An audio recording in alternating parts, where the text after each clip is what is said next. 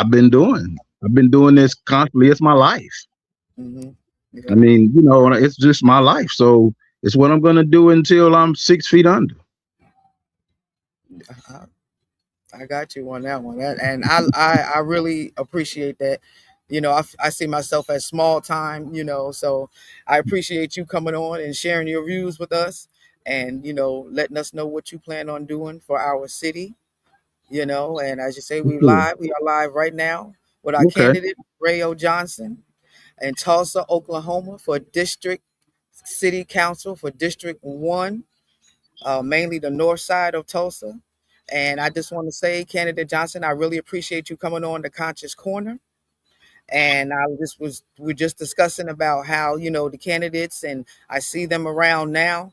But you, Candidate Johnson, I have been seeing you for at least 5 or 6 years in the community. I have not just seen you pop up when you want to be, city council. I've seen you at least 5 to 6 years around, and I appreciate, you stepping up for our community. And just give us a little bit, of who you are and what you plan on doing for District 1. All right. Thank you. I appreciate that. First, I want to thank you for having me on. It's an honor and a privilege to be on your platform, and for how God is, or how things and how life is positioning you, however you want to see it, look at it, to do what you're doing right now. Because I don't look at nothing to be small. Everything I look at as big, because those things sometimes people look at as small, be the biggest things really, or this is a door behind it that's bigger, and which is leading to bigger things. So altogether, it's still something big to me. So I appreciate you and Thank everything. And I also appreciate you making notice and the awareness of that. I'm not just doing this because I'm running for District 1 City Council, but I've been doing this for years, around 16, 17 years. And before I start being on TV, in the news and publications and things like that, I spent years and years doing and volunteering, feeding the homeless, doing different type of outreaches, going to prisons, going to schools, just talking to troubled youth, going to churches. I mean, because that's my passion. It's about the people. It's not about me. And I never was doing it for any type of publicity, any money. Just doing it because I want to see the change, and that's what I was doing. And from my understanding, my knowledge, and how I was taught, is that as long as you be sincere and you do what's in your heart, then everything else to take care of itself, and everything. So thank you for that. So I'm Mario Johnson, District 1 City Council, um, born and raised in Tulsa, Oklahoma. I spent a little bit of time on my childhood, just briefly in Beggs, Oklahoma, and Bristol, Oklahoma, some small towns that's in Oklahoma. But Oklahoma, Tulsa is where I was born, and most of my life raised, and raised in most of my life in Tulsa, Oklahoma. I spent most of my life and my time in District 1, as long as I can remember. Matter of fact, when I was brought home from the hospital, my mother was living in Comanche Projects, which now is been torn down, and it's the development that's going on 36th Street, 36th in Peoria. you. And it was destroyed for the new development. But yeah, uh, I was born in District 1. You know what I'm saying? And not Mhm. only born in District 1, but in the projects. I mean, that's why I was, spent most of my first growing up in the projects. And my mother, when we moved from Comanche, which, now let me tell you this, which was nicknamed Little Vietnam. Wow. And everyone that know about Comanche Projects, lived there, or was around at the time, know exactly what I mean when I say Little Vietnam, Wow. because there was so much going on in Little Vietnam, and I was a kid in the midst of that Little Mhm. Vietnam. In other words, what that meant was people was being found dead in their apartments. Um, I mean, it was so much of fighting, shooting. I mean, I can walk from my mother's apartment to my grandmother's apartment, which was my mother's fiance, boyfriend, or whatever you want to call it, mother, and I would hear gunshots in broad daylight. I would be walking, seeing fights, and seeing blood, somebody laying down on the ground. I just keep on going to where I was going, but I would look and I would see it. And I'm like, wow. Now that was the first. That was my first perception of life around me. Mm.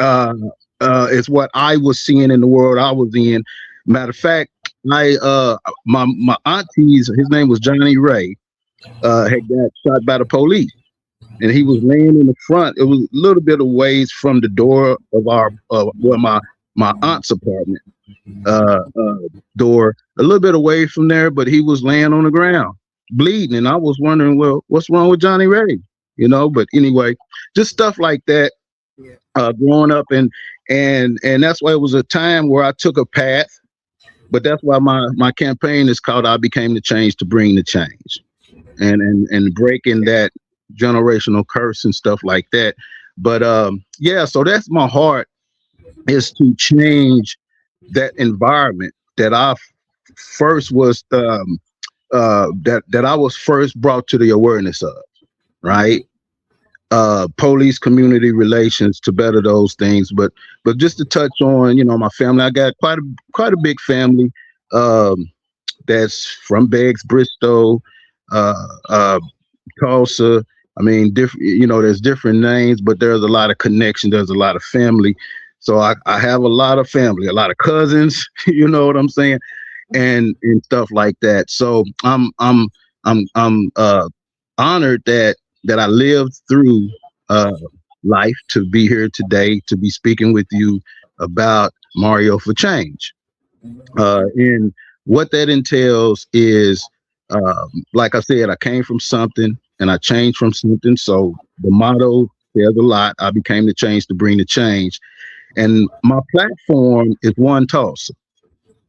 And uh, to elaborate on that is because District 1, the majority of the North community, North Tulsa, but we have some of downtown, some of West Tulsa, and the east boundary is Lewis and a little bit of Harvard in some areas, north all the way to Turley, and people know what that is: deep Turley, early Turley. Um, so so those are the boundaries, and so District 1 is a pretty big district, one of the two largest districts in the city. Okay. So One Tulsa, we want District 1 to look like other parts of the city, and that's only fair. That's not Mm-hmm. asking for a lot. That's not asking for the impossible. But it's saying fairness and equal opportunity of resources, of development, to close the gap on racial disparities. When we talk about health, when we talk about criminal justice, when we talk about police reform. So, in other words, we want uh, thriving business. We want restaurants. We want good parks. I mean, parks that will engage and attract youth. We want those type of amenities in the parks, right? We don't want our park closing down the pools. We don't really. I mean, I never been in agreement with any park in the North community in North Tulsa Yeah. closing down the pool to have a splash pad. I believe every park in North Tulsa, in District 1, we should be adding, not taking away anything from any park. So when I talk about the platform of One Tulsa as well, I'm talking about also youth development. I mean, yesterday, for instance, I was going around knocking on some doors, talking to some people, and just like I know, uh, youth is so important in our community to the community. Um, because even before I shared my platform with some of the people, it was like, well, what do you think about the youth? What is your stance on youth? Or what is your chance on students, education, and things like that? And I'm like, oh, I'm glad you asked. Like, here, take this flyer. As you see on there, youth development is at the top of the list. Mm, And it's like, you know, I was told there's no resources for our youth like it used to be years and years ago. mhm, Like, where's the programs of the YMCA? Where's the programs of the churches? Where's the programs? Why can't all these people? Why, there's programs here, there's programs there. What about the North community? I said, I know exactly what you're saying. Because when I was growing up, we had more than now, but even that wasn't enough when I was growing up. mhm, And if we don't invest in our youth, then I tell everybody we are neglecting our own future, because one day we're going to need them youth, them young people of today. They're our leaders of tomorrow.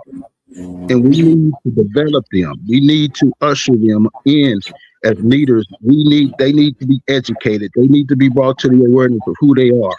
They need in their history. They need to know these things to empower them to be the leaders of tomorrow that will help lead us, help guide us, help protect us, speak for us when we can't talk, walk for us when we can't walk, carry us if they have to, take care of us. I mean, we need, if we want to be in the best care possible uh, for our future later on down the line, which is them, we want to make sure that we invest in them for our betterment, and theirs too, of course, right? When we talk about education, uh, I mean, all these type of things are so important. And so when I talk about the One Tulsa youth development, having everything that every other part of the city of Tulsa has, and another thing that's going to help bring that to fruition is having a city councilor to sit on that council, and not only sit on that council, but have the awareness and the understanding and the wisdom that I'm not only a District 1 city councilor, I am a Tulsa city councilor. And see, I mhm. think sometimes that's where it gets misconstrued.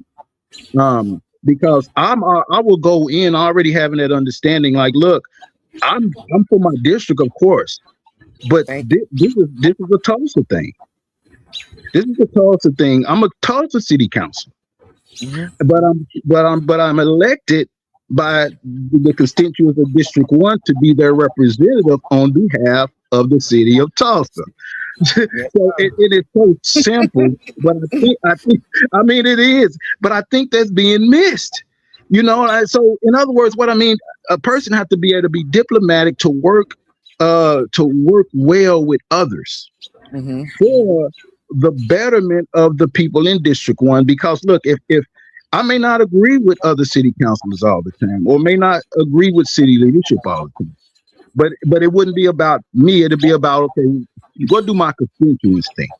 Yeah, and I think a lot of people in that position forget once they get in position, what they were elected to do, not your personal feelings, Exactly. and what you can gain once you leave the position, Mm, and we see a lot of that. And then in turn, when you see all of that going on, we suffer.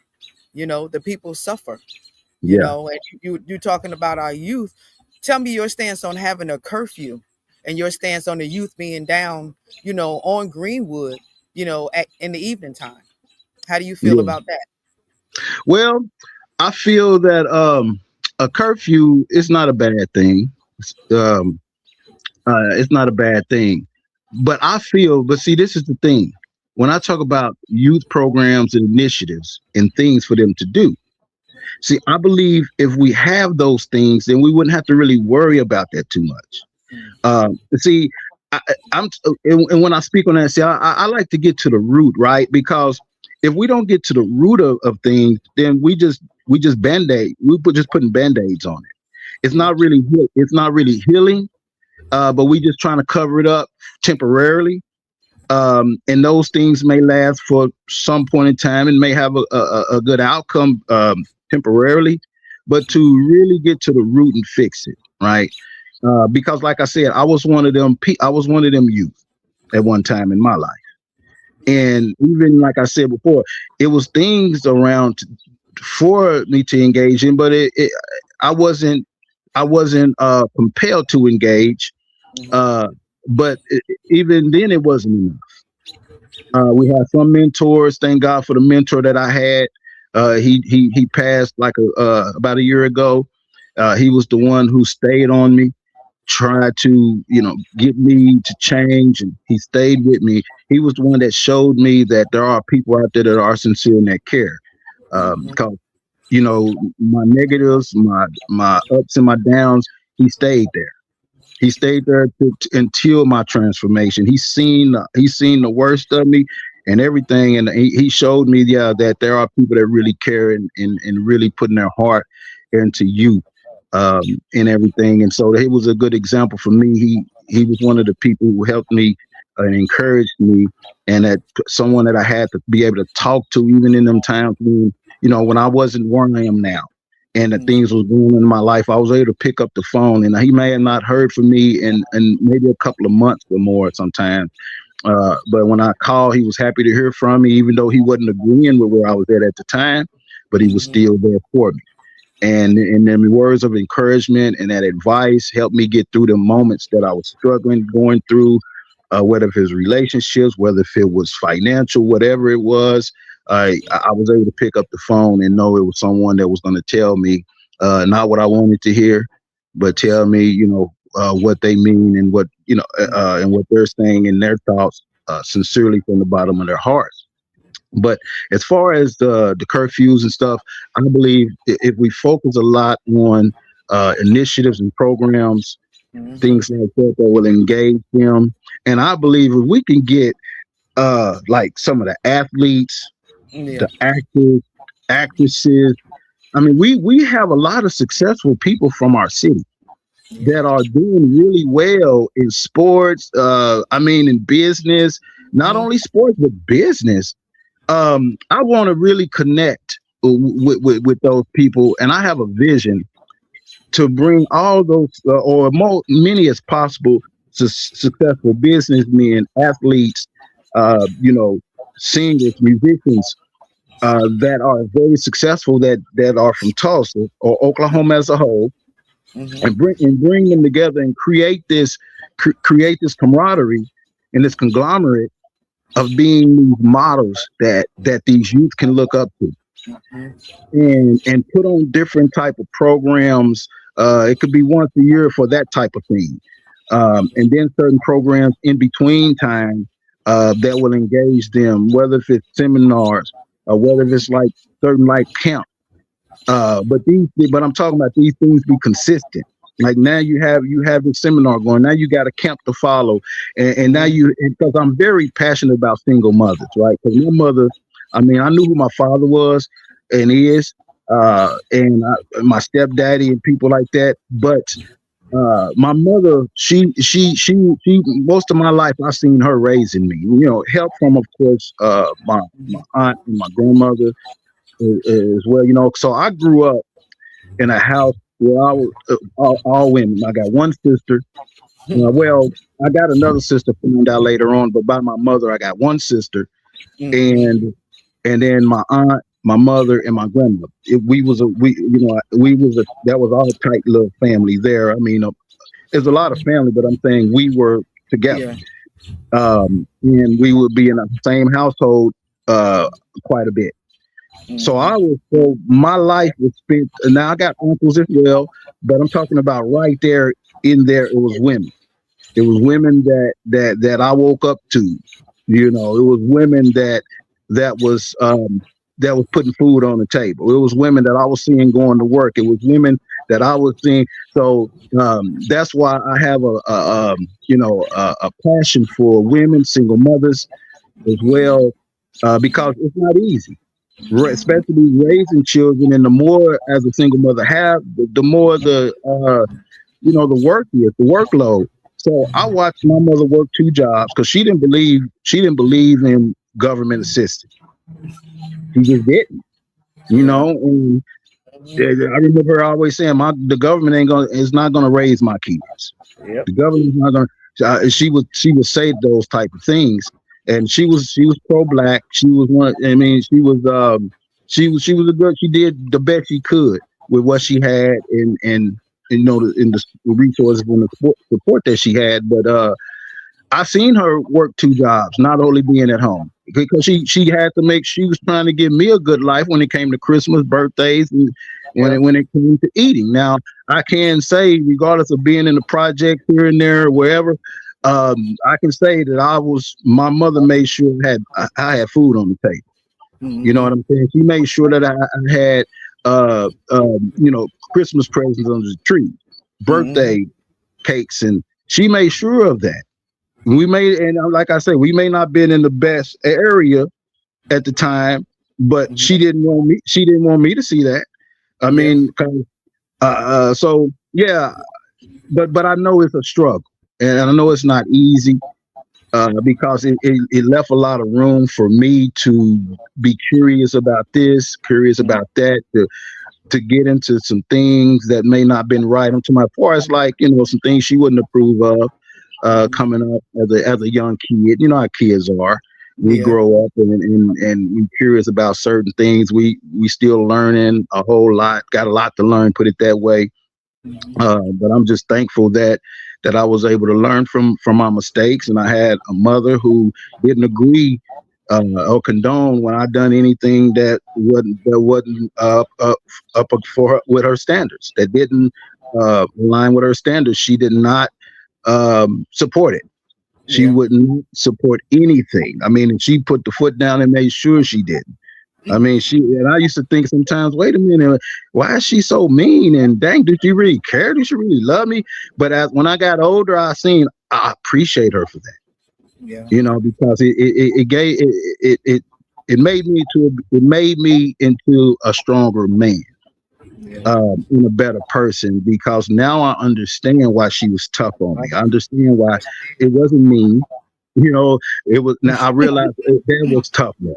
I didn't know what it was at that time. It looked like, wait a minute, you don't. I don't think you, being my mother, I don't think you should be acting that Mm-hmm. way. But It's tough now, love. tough love is day. That Tough it may not feel good at the time. You, you may not understand it at the time, but later on in life, you're gonna appreciate it. And that's what these youth need to know. You know, So what is your take on being transparent? Because I think right now in city council, it's not very transparent in one sense, but in another sense, it is transparent because the ego amongst the city council is so big that we're watching you be not transparent. You understand what I'm saying? I do. I do exactly. Yeah, I am for the ethics policy, because when a person is elected, they are sworn in Mm-hmm. and they agree with the ethics policy. Um, and I've seen some certain things that has been unethical, um, and it really doesn't uh, make sense, because we know, as grown people, we know, okay, this is not ethical, so but I'm going to ride it out to the end until I have to recuse myself or whatever. I don't think that's cool. I don't agree with it.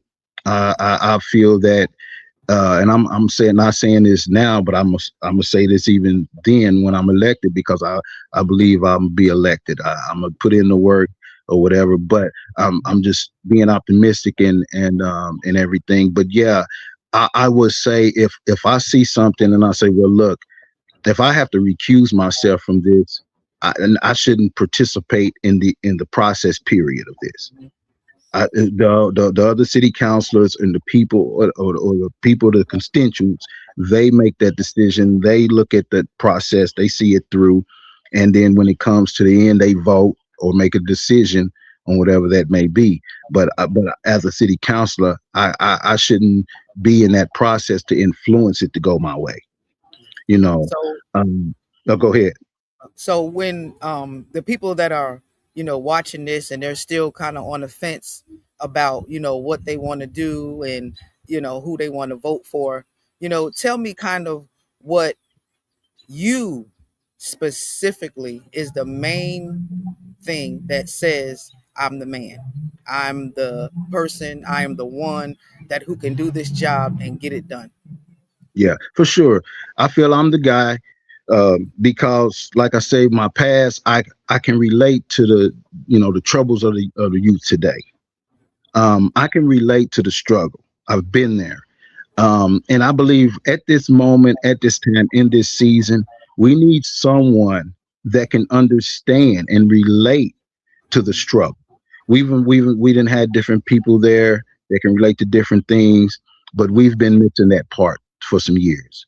So now it's time that we elect someone like me that has been there. I know how it feels to be homeless. I know how it feels to be hungry. Not that, like I said, my mother growing up, she made sure, but I'm talking about as being a man, right? I know how it feels to go through those type of struggles. I know how it feels to be a just involved individual. I know how it feels to be wrongfully convicted. I know how it feels in those situations, right?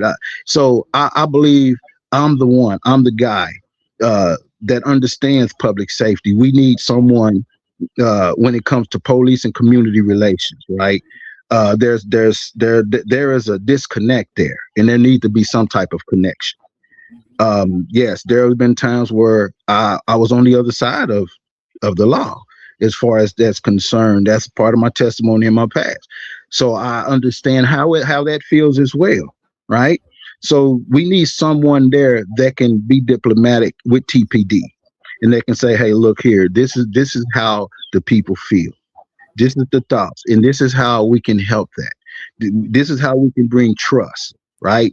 This is how between both parts, because I believe that there is on both sides. I believe that there's misconceptions. I believe that there's misunderstandings, and I do believe that on both sides uh, there are wrong on both sides.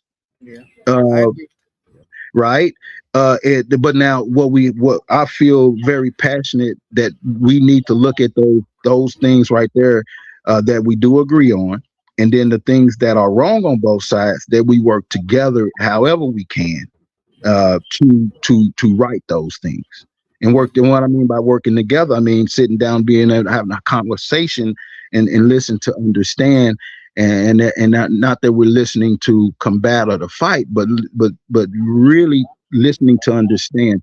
And I've talked with Chief Wendell Franklin when he was elected, but he had resigned to take another job. We have a new police chief, so I'm just going to pick the ball up with that.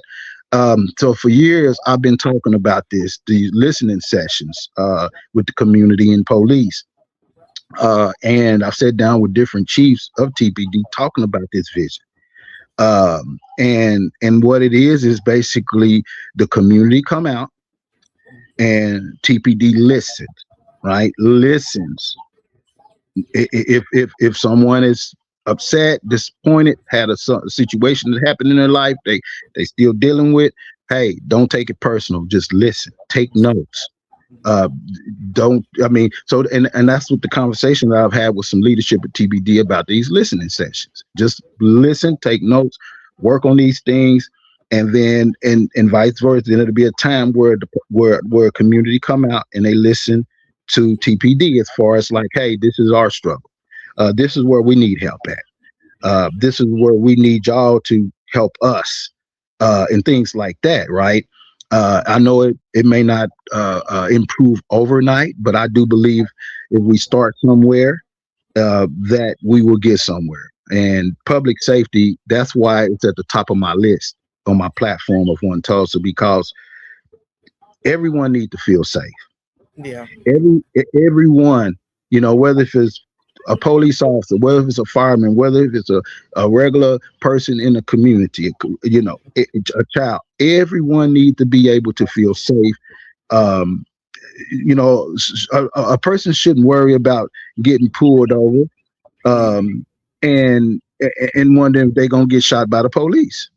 that's true. um I mean, vice versa. I mean, we shouldn't have to live in that type of world, and Fear. that's what I want to change in District 1. And hopefully that can help the whole city, right? So when we talk about that as well, economic development, more things for you to do, like I was saying, businesses, grocery stores, all these things we need in our district, but we need the district to be safe for Yeah. people to work, for people to shop, people to raise their kids, and a mother not having to worry about her boy getting killed by the police or a gang member. You Yep. know what I'm saying?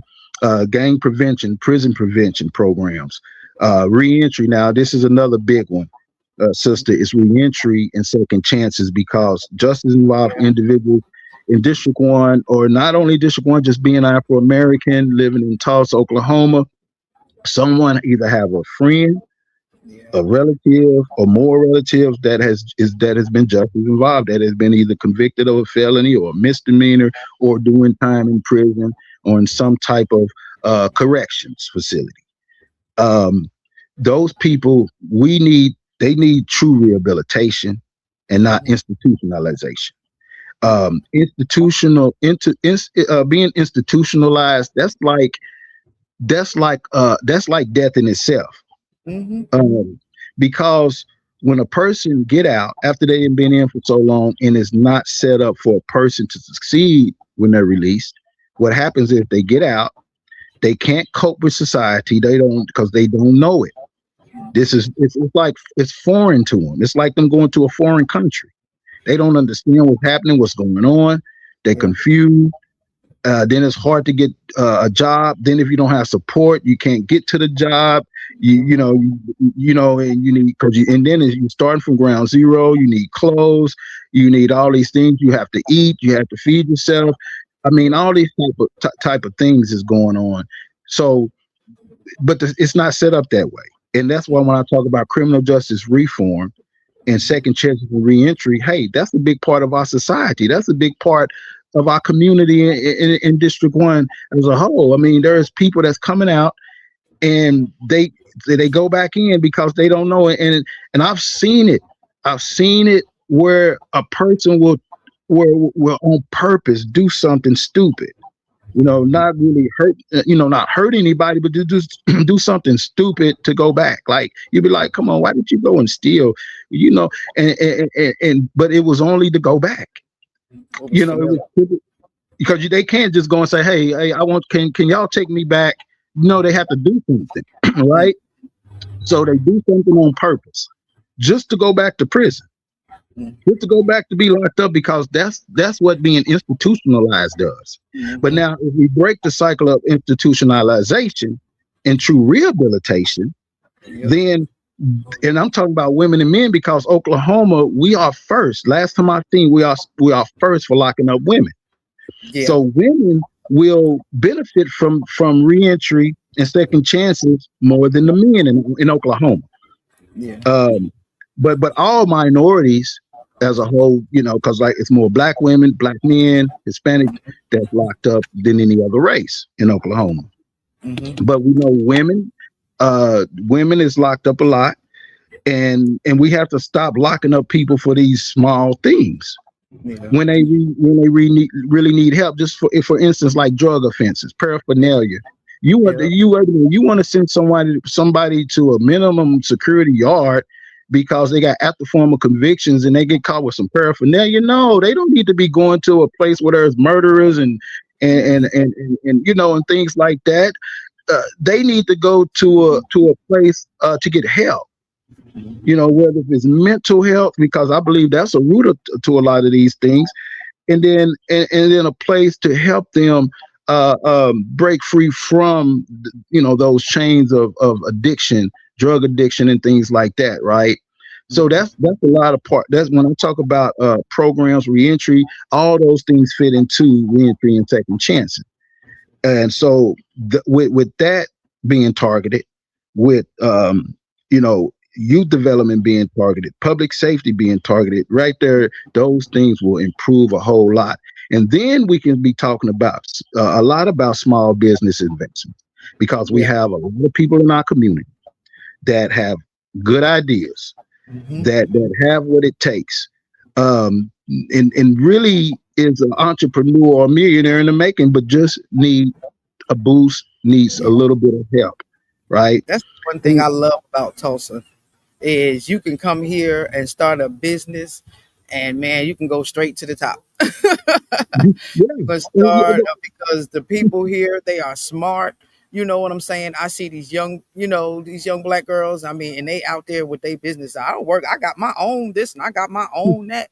Yeah, And that's yeah, one of the main reasons why I love being here. I love being here because, everyone is just their brain is set to do it, but we, like you say, we just need the resources.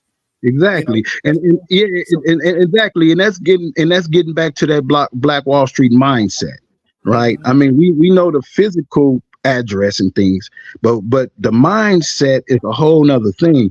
To get to get back to that, because it was a mindset first, right? When Black Wall Street was built, it was a mindset first, and then that mindset manifested itself. Hmm. See, so that's what we're missing today. We're missing the mindset. We're trying to get to the actual manifestation without the mindset.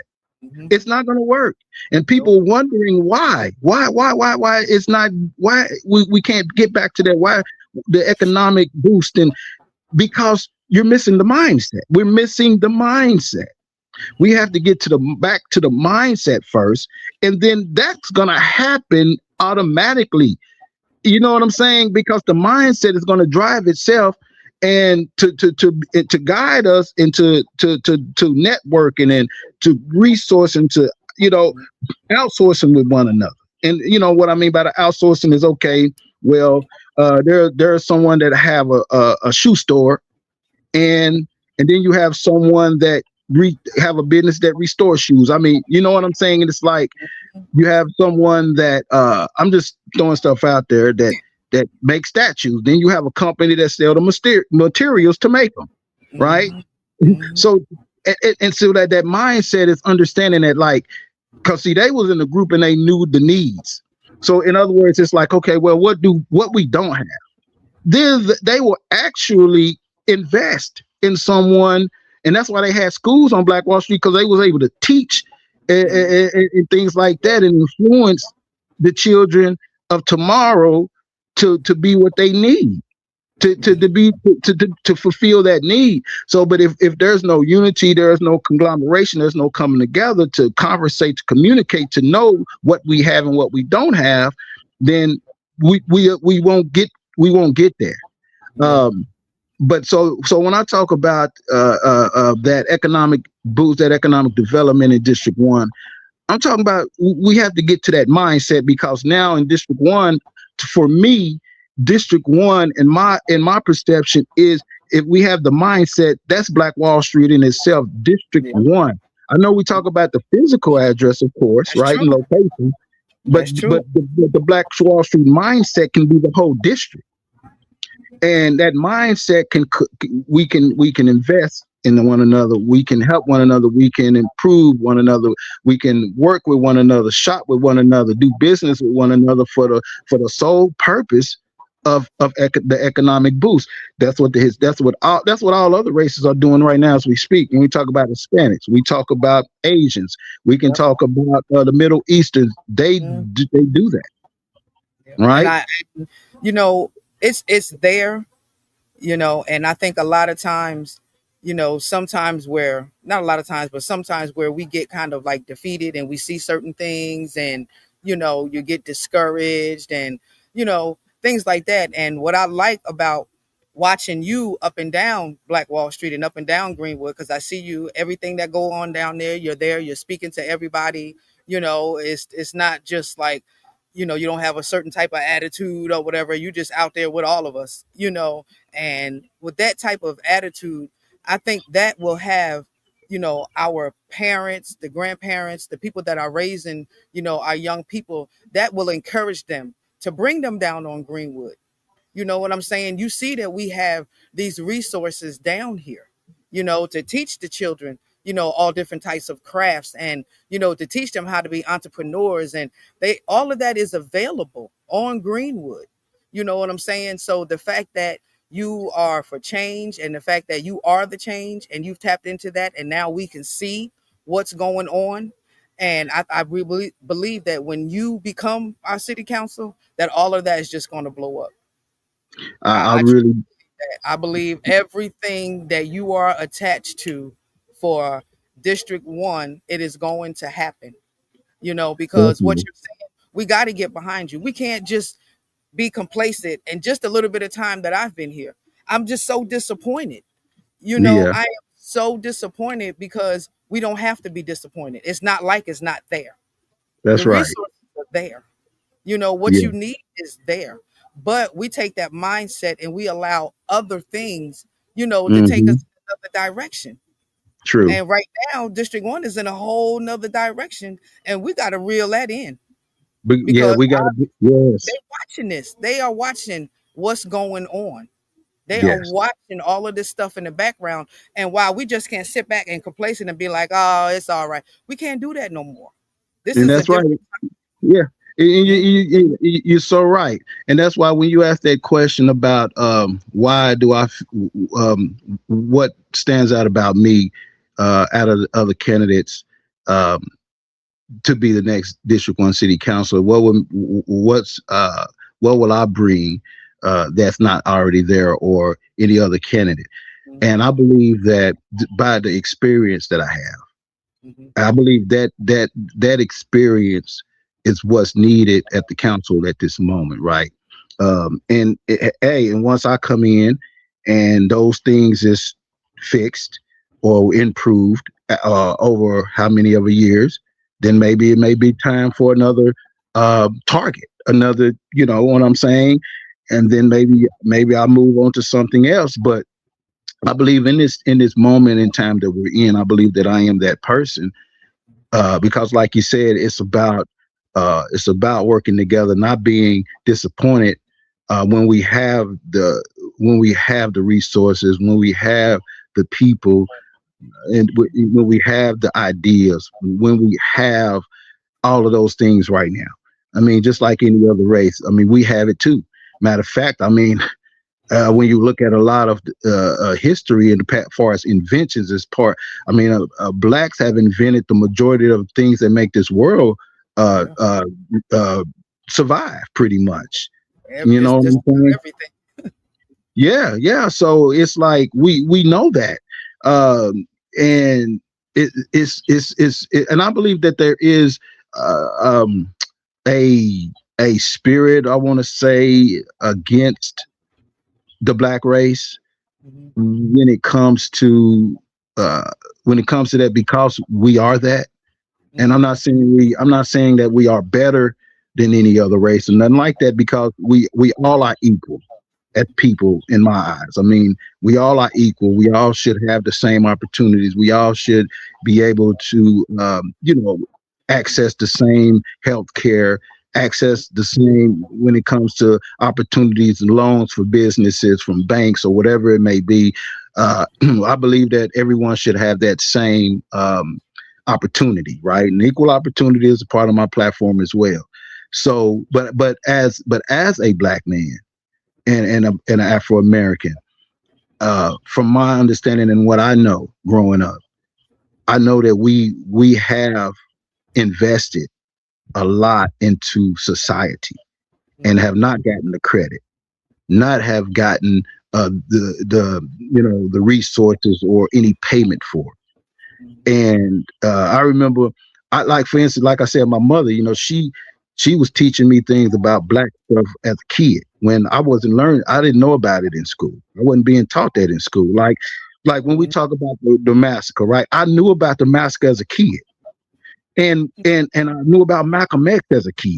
My mama had the book and everything before Malcolm X was a movie, and it mhm, was so it was so it was so surprising to me growing up, because I was thinking I had this information everybody did. My mother yeah, did. I'm thinking, as a kid, I'm thinking that's nothing out of the ordinary for me to know. And so as I started talking to kids and stuff like that, they had no idea who Malcolm X was.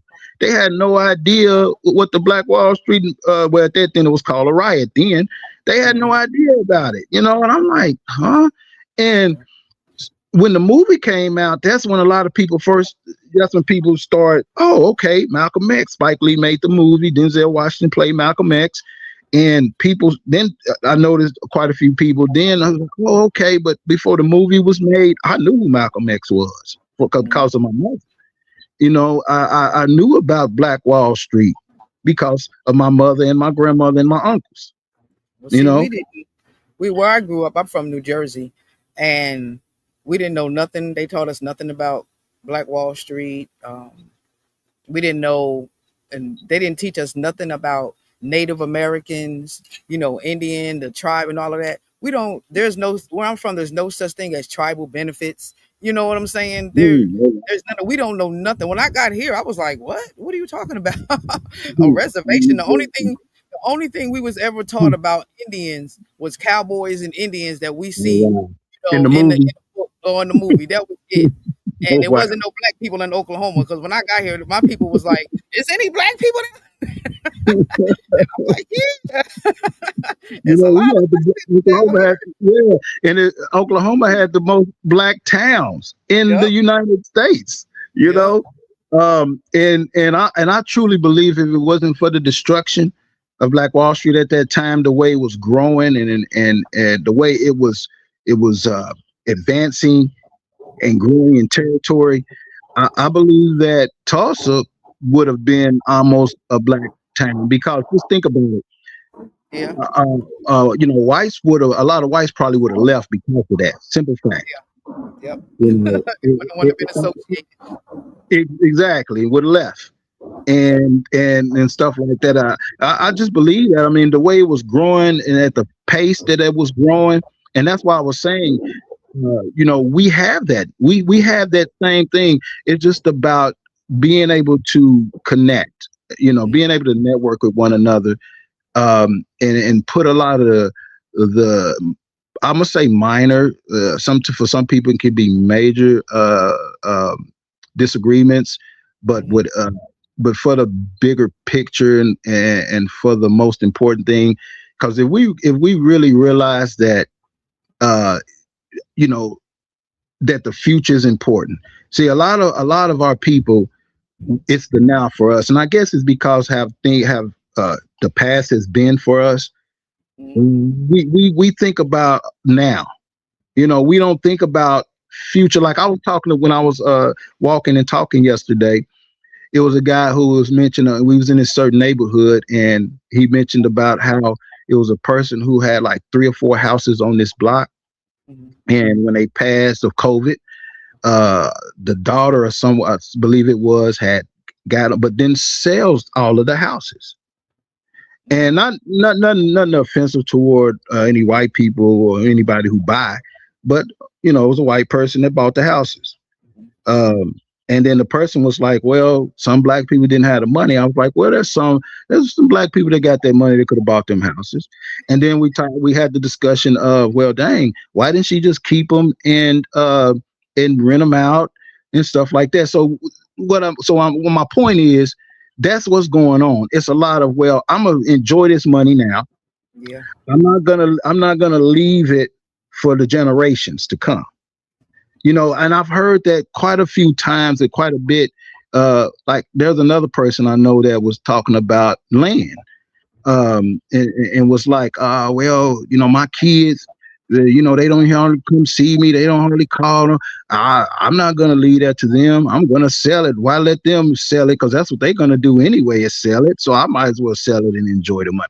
I mean, so those type of thoughts, right? So, and like I said, I believe it's from how the past has been for us, mhm, and so we're not investing in our youth, and we're not investing in tomorrow because we're thinking that way. You know what yeah, I'm saying? And so without having that generational wealth or leaving something to make their life easier, even if they sell it, right, or whatever, which I don't agree with that, but I believe it should continue to grow it, let it provide for you, mhm, and then as you leave this earth one day, you let them grow it to the next level and let it provide for them. That's what the generational wealth does. It provides for you. You yep, have provision when you're born. And then all you have to do is maintain it and try to build it to the next level now for the yeah, next generation. And then the next generation come in, they let it work for them. That's what it's about. you know, Sending the kids to college, you know, and then they having businesses and they having their own bank accounts and off of this business, and then it grows. So just think about what we're talking about when we talk about black generational wealth in the black community in District 1 and Afro Americans as a whole, whether if it's in Oklahoma or the whole United States, the whole nation, so to speak, right? This is important that we get to, that we start having these conversations, even if it starts with a small group. But we have to start realizing, look, we got to stop being, negative or having that negative thought about the next generation or what they're going to do with it, what they're not going to do with it. I mean, we can guess, but it's just so what we need to do is say, okay, who's the most responsible? Hmm. Who's the most responsible? That's why Put a I'm going to plan leave in together. control, Yeah, right? that's what But I did because I have 9 kids, so I know okay. who do what. I know which one, and anything that I leave, I know which one to sell it and hit the road. I know which one. Exactly right. So that's what we have. That's what we have to do. We can't just look at the whole thing. We got to like, okay, like you just said, which one is going to be the most responsible? I'm going to Hmm. leave them. I'm going to leave them in charge. But everyone is a part. But that Yep. this is the person in charge, right? And that's what we need to do. And we continue that, and we continue that on down the road. But that's how we got to maintain generational wealth. And just like you said, it's all about appointing that right person. It's just with anything like a corporation, a job. If Yeah, there's yeah, a trust manager, all of that. Yeah. yeah, well, which if there's a manager in a position, a CEO, always trying to appoint the most reliable, right? The one that they can trust the most to lead the organization, to lead the corporation, and whatever it may be, right? That's what it's about. So that's all we have to do with what we have now for leaving it to tomorrow. We look at, okay, who is this person that can be in control? It may not be one of the kids. Maybe it's a nephew. Maybe it's a Hmm. niece. Okay, well, this is the person who's going to be in charge, but everyone. So we just Everybody got to get make those decisions. Yep, Uh, but yep. I but I we, do have one more question for you, candidate Johnson. What do you think, or what is your plans for the safety on Black Wall Street for our festivals? oh wow, yeah, good question. Um, I believe that, like I said, safety for me is number one. We cannot have at our festivals death at any festivals, period, right? But you know where I'm getting at. Hmm. We can't have that. When we talk about us, we celebrate coming together to celebrate Black unity, to celebrate the legacies, to celebrate Juneteenth, the freedom. We can't have uh, them type of things happening. That should be like a no. So when it comes to security, we have to go all out with that. And I know, yes, it takes money, of course, but we can get the money. I mean, why? I mean, come on. When it comes to safety, that should be something that everybody cares about in our city, regardless of what color you're from, your background, white, black, yellow, green, purple, or yellow. We all want to feel safe and be safe. So yes, we can find the money for that. And if there's organizations, I mean, well, yeah, organizations, and there is events that's not going out with security, then wait a minute, where's money? Where's your money going? Hmm. Where's money that you're getting going? Yep. So that will those questions will cross people's minds. But yeah, but as city councilor, when it comes to events as a whole, because like I said, I will be a Tulsa city councilor first, Hmm. elected to be a Tulsa city councilor by the constituents in District 1 to represent them on behalf of Tulsa, Hmm. uh, and being and having their best interests at heart on behalf of Tulsa, being that person, being that liaison for them to Tulsa city government. That's what I would be for the constituents in District 1. I would definitely care about their safety when it comes to events, when it comes to their families, when it comes to their mothers, their grandmothers, senior citizens, all the way down to the babies. And another thing, if they are white, and or Hispanic or Asian or Middle Eastern and they live in District 1, I want the same for them. Mhm. Um, I want them to feel safe. I want them to be able to live a productive life in District 1 as well. I understand that District 1 is predominantly black, especially in the heart of District 1. Mhm. Um, but I am aware that all parts of the city is becoming a little bit more diverse, and some parts are not. Yeah. Uh, but District 1 is becoming a little bit more diverse than it has been in the past. Mhm. Um, and I mean, I can't say anything against that because one Tulsa, I'm talking about one Tulsa, and uh, there's other parts of the city that have blacks in it, whites, Hispanics, Asians as well. Mhm. So we just have to, we do, but no, another thing about Greenwood, um, I am for preserving the history Mhm. of Greenwood, of Black history in Tulsa, Oklahoma. I am preserving the history of District 1.